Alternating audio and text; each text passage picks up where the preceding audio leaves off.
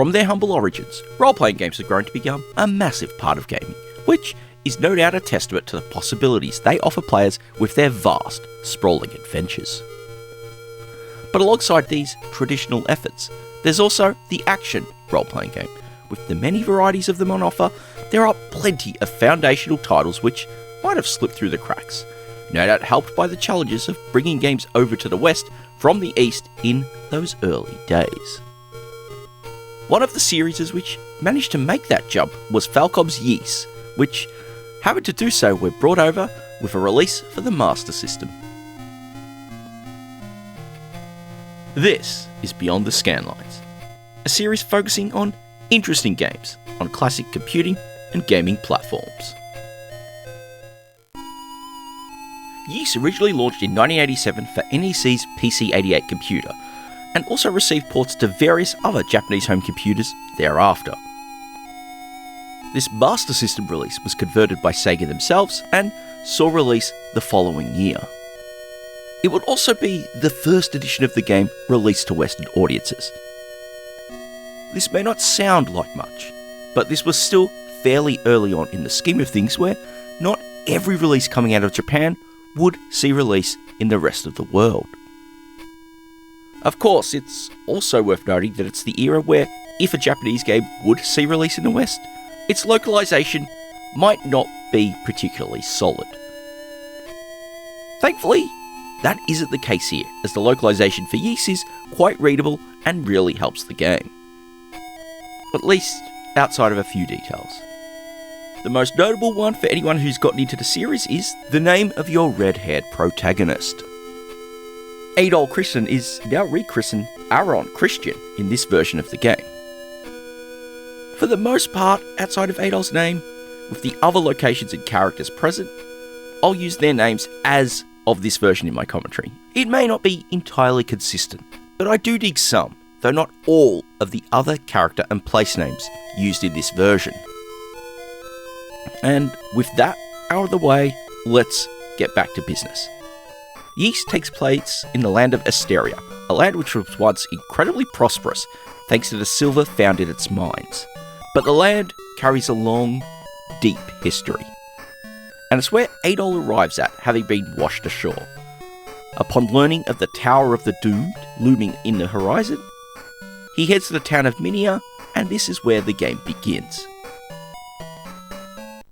Ys may look and feel like your common 1980s role-playing game, as you'll start off wandering about, learning tidbits from the other characters in the town. You've also got the usual RPG staples, such as the bar inn, which you can learn more story details from the patrons inside, the hospital, which you can buy healing potions from, the weapon and armor merchants, letting you buy new swords, suits of armor and shields. Plus, of course, there's your general merchant, who offers both a mix of items for sale, but is also willing to buy various trinkets you'll find on your quest. Finally though, there's Sarah the Seer. She'll introduce you to the main goal of your quest, which happens to be locating the 6 books of Ys scattered about the lands. Well, at least once you've managed to kit yourself out with a sword, a shield, and a set of armor. Naturally, you don't have any of those to start with, and nor can you afford them off the bat, so it's time to be introduced to that most important factor of RPG staples: grinding. The lands outside Minia are dangerous and filled with plenty of threats willing to take you down. It also means it's time to talk about Ys's most unique mechanic, its battle system. Most action RPG titles have you directly attacking your foes by pressing a button on your controller to use their weapon. With Ys, it's all about bumping into them. The idea is that you line up with an enemy and ram into them to inflict damage. This also makes for a unique tactical element, in that flanking an enemy to attack them in their rear or their sides offers both a better chance of landing a hit successfully, but also reducing the risk that they'll hurt you in the process. It's got to be said that though Ys didn't pioneer this mechanic, it's certainly the game which made it stick, thanks to the addition of these tactical elements. It also makes the process of grinding far more relaxing, something to be genuinely appreciated because of how much of it you'll be doing in your quest. As with other RPGs, being at the right level to take on foes is important, as if you're underpowered, you find your attacks have zero effect, and the risk of being killed in a flash is much higher, particularly as you start diving into the dungeons. Which is where the other major mechanic comes into play: healing. When you're outside, pausing at any point will let your health slowly recharge, so you can go out and take on some foes. Then, as you take damage, escape and recharge. It makes for a satisfying loop, saving you the need to return to town to heal up, as many other games do. Though later on, the waits can get tedious as you level up. But in those cases, you can of course use a healing potion to instantly refill your health. Once you've managed to grind up a level or two, it's time to head back to Minia, get whatever pieces of equipment you're missing, and kick off the main quest at last, which directs you to the village of Zepek. You'll pick up the next part of the quest here by receiving the key to the palace, which is the first of the game's dungeons. You'll also get an introduction to a few more characters and some additional quests you really should take on. Investigating the palace presents quite a different tone than fighting your way across the fields. You'll be balancing up between exploring each floor, locating chests, and grinding yet again through more waves of creepy monsters. Now, if the grinding wasn't as relaxing as it was, it could be quite easy to find it boring. Especially because when in a dungeon, you can't heal the way you can outside in the fields at any moment. But before you get too deep into the dungeons, it's time for an encounter with the first of the game's many bosses. These sequences certainly put the action into the action RPG, as you'll both need to be quick on the ball to dodge the flames coming out of the walls, and patient as you wait for the right moment to strike. Once again, the need to grind to the right level before taking Untitled on is paramount. Without doing so, you're not going to have enough HP to survive an accidental mistimed run through the flames, but your attacks will also do limited damage, which draws this battle out far longer than it really should take. For the most part, I really love the way boss battles are handled in Ys. They use the core bumping combat mechanics in neat ways to have you battle the boss and defeat them. And in fact, some of the later encounters are going to seriously challenge you with how you dodge their attacks. But we'll get to those later. With Untitled now down, the palace is yours to explore.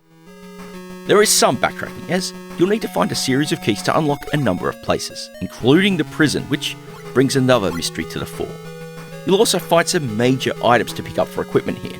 The Mask of Eyes lets you find hidden passages, and the Silver Shield is a great addition to your defensive capabilities.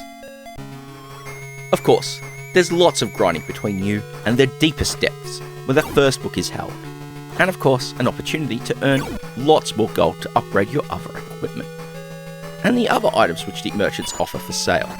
The wing will warp you right back to Minia, and the mirror, it can absorb a number of enemy attacks before it breaks.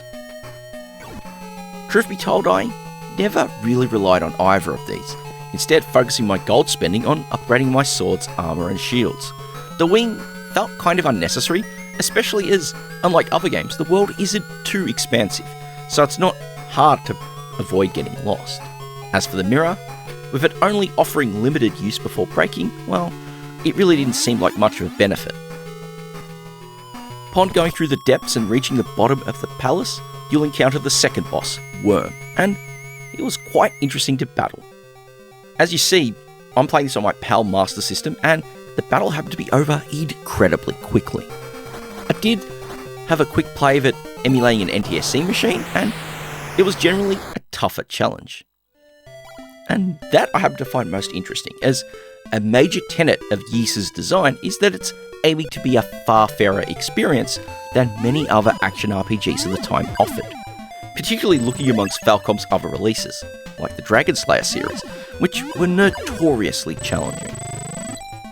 And of course, there were many other games by other parties which had similar challenge issues. But I digress. With Worm now dispatched and the first of the books obtained, it's time to learn the first part of the history of Ys, freshly translated by Jiba down in the village of Zepek. She also raises a great concern for the Seer Sara, and as you discover upon returning to Minia, which really marks an important point in the story, and I guess it's one of the moments here which should have some actual gravitas, but the localization does kind of let it down for me. In her passing, you're handed the second of the books of Ys, and her dying words would tell you to head for the mines, and so the next step speaks for itself. The mines, though, is where Ys reached its lowest point for me. Where the palace offered a straightforward layout and clear goals on what you should be doing, the mines was far more labyrinthian. It also wasn't helped by the limited visibility on offer, meaning it was quite easy to get lost as you explore and make your way deeper into them. Getting the old notepad out to map things is certainly not a bad idea. Once again, you'll be spending most of your time here doing two things: finding many a handy item and grinding your way up to be able to handle the boss at the end.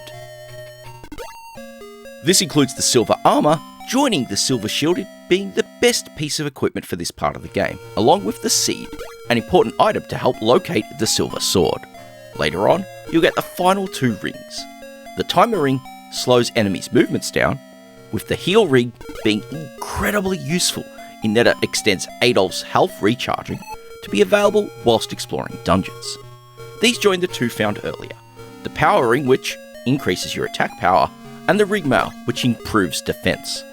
All up, the rings provide an additional tactical element as you'll be switching between them as the situation demands. As things fall into place, you'll find that you'll reach the maximum level with what seems like a rather low level cap. But it's a trick which ultimately makes Ys's setup quite unique compared to its peers. The first half of the game is about all preparing you for this ultimate challenge you'll need to take on, gaining the equipment and experience to be ready to tackle it. Before that though, you'll make your way to the bottom of the mines and be ready to tackle its boss, Birdo. Of all the bosses you'll need to defeat, Birdo for me was the most painful to battle. Whilst prior bosses offer a quick loop between evading their movements, then laying down attacks, Birdo's patterns were much longer to deal with. Also ridiculously frustrating, which for me really comes from the picky nature of the collisions here. The bump system generally works well with enemies which are made up of a single sprite, or the larger ones where only a general collision is needed to register a hit. With Birdo, on the other hand, I really only found him to be vulnerable in a number of small regions. In fact, plenty of times when I'd go to make an attack pass, I thought I was lined up for the right spot, which I really found to be his feet. But instead of inflicting damage, I'd take the hit instead, losing health in the process. All up, over any of the other battles in the game, this one is really a battle of attrition. Firstly, avoiding Birdo's separated form, then trying to slice up some damage in the brief moments once he reforms. Of all the boss encounters in the game, it's the one which took me the longest to beat. In fact, my first time through, with all my attempts, it was close to an hour before I finally saw Birdo go down for the count. With Birdo now dispatched, and the third book of Ys being acquired, once it's translated, you now reach the halfway point of the quest, because the final set of books are located within that foreboding Tower of the Doomed, which is now your next destination. Going into the tower makes for a one-way trip, as once you cross that entrance, you won't be able to leave. But until then, you're free to explore and get ready for this phase of the game. While the palace and the mines were constructed of a small number of reasonably spacious floors, the tower is the opposite. There is a vast number of floors you'll need to conquer, and each of them is much tighter and compact in nature. And outside of a few moments of backtracking, the journey up is quite linear in nature. The first time you will need to backtrack though is once you're imprisoned after triggering a trap early on. This of course helps set more things in motion by introducing you to a few more characters, such as Dogi, who will appear a few more times throughout the tower. Once you've been sprung, it's time to get back to climbing, and along with reclaiming the silver set of equipment, which was taken from you when you got imprisoned, you'll also need the items to get into the very top of the tower, along with those final 3 books. Surprisingly, the boss encounters which lead to the first 2 of those books are far far, far less infuriating than dealing with Birdo, which offered a genuine sigh of relief to me. Dispatching both Insector and Eyeball continued to show the uniqueness which the bump combat offers, bringing that classic case of having to be quick on your toes to avoid their attacks, before diving in quickly to take advantage of the opportunities offered to land some serious damage. Continuing your progress up the tower, you'll also find a surprising final set of equipment, consisting of the Flame Sword, Battle Armour and Battle Shield. Of course, as is always the case, you don't really get to use them that often until you reach the top floor and are finally ready to tangle with the final minion boss, Hetty. As with Insector and Eyeball, Hetty's attack is really a great demonstration of the flexibility of the combat system. There's a unique challenge in avoiding Hetty's orbiting bits until it forms up and becomes vulnerable to attack. In many ways, I really feel like it's a tighter take on the ideas from Birdo's fight, with multiple phases and plenty of evasion needed before a brief window when you can land some serious damage. What truly helps though is Hetty moves quite predictably, and not in a chaotic pattern like Birdo. Though Adol can only move in 4 directions here, and that made it quite painful in dealing with Birdo's first phase, this predictability means the same limitation is less of a sticking point here with the Hetty fight. But of course, once Hetty goes down for the count, it is finally time for the confrontation with the ultimate villain, Dark Decked, who is holed up a few corridors away. When you enter his lair, you're given that traditional final boss spiel about his ultimate scheme. And then, the fight is on. I really love the extra depth to this fight, which consists of you avoiding Deck's fireballs, whilst lining up the right opportunity to make an attack. The challenge is finding that spot, because every time you damage him, Deck will destroy whichever part of the screen you're standing on, which adds an important element of strategy in how you'll attack.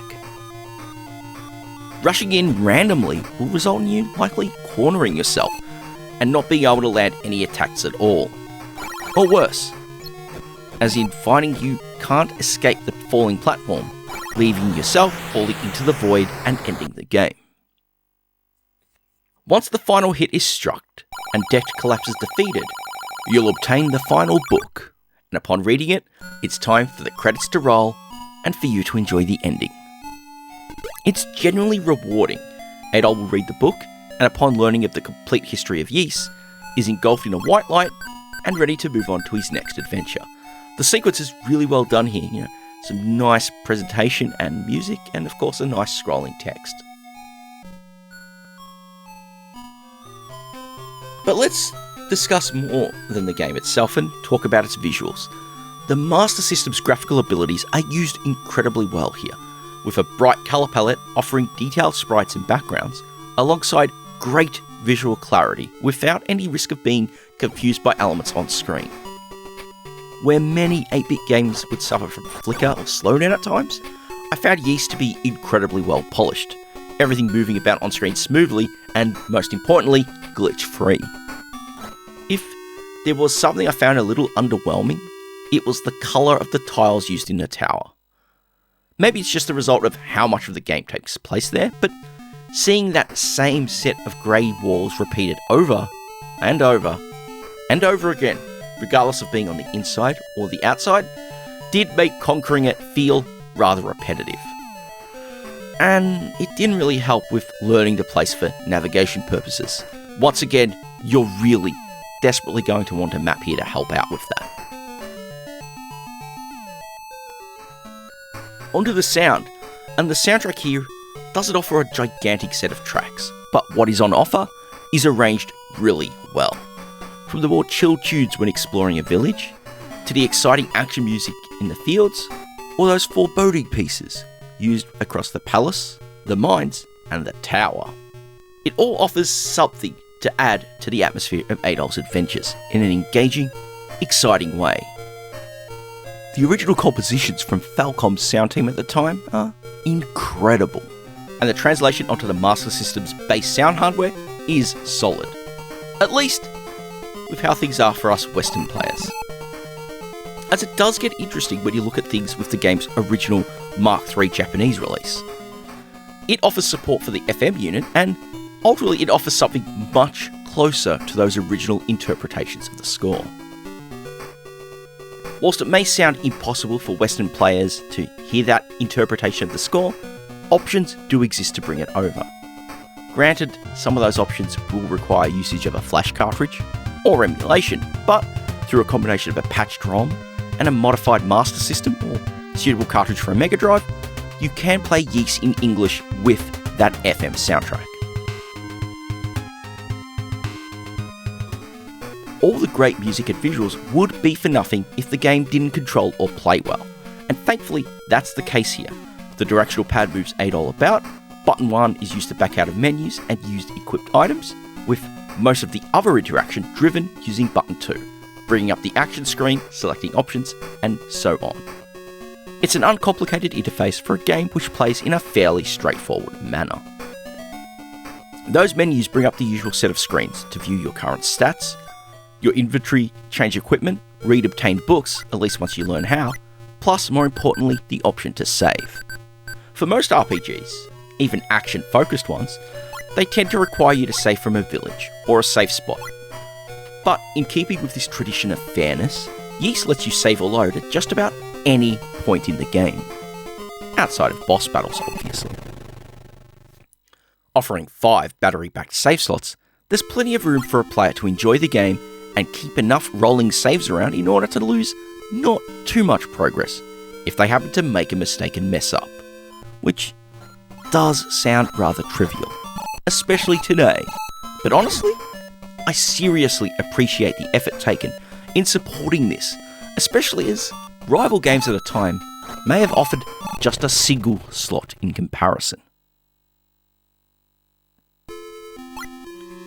As the first installment in what is quite an epic series of games, Ys The Vanished Omens is quite a cracking opener. Though the bump mechanics of combat might feel dated, they make for something which makes the game easy to pick up and enjoy. Along with that, with its solid if not perfect localization, you won't find yourself getting lost in your quest, avoiding the need to search every nook and cranny to work out what comes next. It's a game which truly respects your time, and makes conquering it well and truly worth the effort. The only question, however, is whether it is worth hunting down this Master System port or trying out some of the other editions out there. I guess it really comes down to whether or not you want to continue on to the second game or not. If you don't, then there's no worry about just enjoying this game and deciding later on. But if your curiosity just happens to be piqued in wanting to see Adolf's further adventures, then it's worth considering other options. As sadly, only this first game was released on the Master System. The second part, which continues right where this ends, sadly didn't get a release. If you want that pure experience, which plays a lot like this Master System version, then do check out the version released on the PC Engine or TurboGrafx CD. It takes the game in this classic form, but adds improved graphics and a most amazing arrangement of the soundtrack, which is recorded in CD audio. For those who also managed to acquire a TurboGrafx 16 or CoreGrafx Mini, it's available on that to enjoy without the expense of trying to hunt down a working console, CD unit, and whatever else. There's also a modern take, Ys 1 and 2 Chronicles, originally released on the PlayStation Portable and later getting a slightly upgraded release for PC. This greatly builds upon and expands the game, adding extra story details, offering a far more open environment, and 360-degree movement, plus more modern visuals and audio. It may not be a traditional take on the game, but I find it's more accessible and quite an impressive reworking, keeping the spirit of the original game, but embellishing it to feel appropriate for this modern era. Either way, you can experience a classic, pioneering action role-playing game in a more convenient form. And that is certainly the most important factor in my eye. Ys is a game which is absolutely worth celebrating, and if you haven't had the chance to try it out, it is certainly worth doing so in my book, as I'd like to think this video demonstrates. But with that, it's time for me to start wrapping things up. If you enjoyed this look at it, would you kindly consider pressing that thumbs up and maybe telling your friends? It might not sound like much, but a personal recommendation here is incredibly appreciated and helps with introducing new folks to the chilled explorations I show on this channel. If you haven't already, consider pressing the subscribe button and, of course, enabling those notifications. That way you can just sit back and wait for the indication there's a new slice of video goodness for you to enjoy at your leisure. An important and giant shout out as always to the show's supporters over on Patreon. It might not be much, but their support truly helps me continue producing this show, especially during the challenging times of the present. If you happen to like what I'm doing and you'd like to help support me on this journey, please do check the links below. Finally, my thanks as always to you for taking another voyage beyond the scanlines.